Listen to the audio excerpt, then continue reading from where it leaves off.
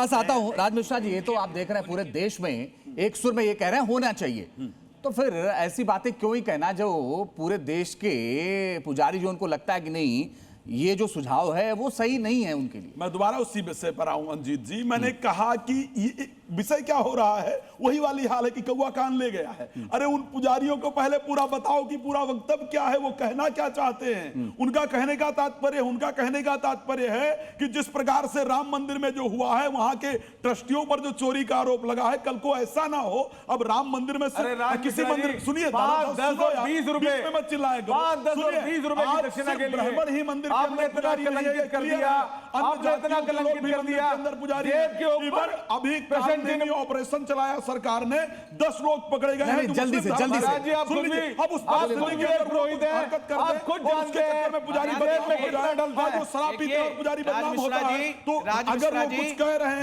हरिशंकरानंद जी, मैं आपसे एक बात जानना चाहता हूं, पुजारियों की जो सुझाव आया है तो सबसे पहले पहले तो जो सुझाव दिया जाता है वो संभवतः अपने ऊपर लागू किया जाता है, अपने लोगों पर लागू किया जाता है। तो ये लागू होगा अपने लोगों के ऊपर या अपने ऊपर? बिल्कुल नहीं लागू होगा। देखिए मैं आपको एक चीज बता दूं, रविंद्रपुर जी ने जिस परिवेश में ये कहा है मैं उसे समझना होगा।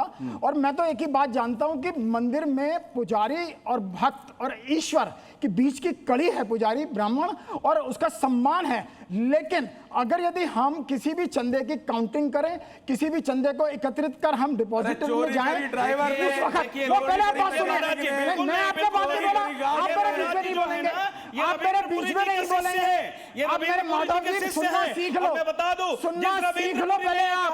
जब चंदा इकट्ठा होगा चलिए मेरे साथ इतना ही था। बहुत बहुत शुक्रिया आप सबका हमारे साथ जुड़ने के लिए, हमसे बातचीत करने के लिए। लेकिन एक बात ये भी तय है कि जितने लोग इस चर्चा में शामिल थे सबके पास जेब थी।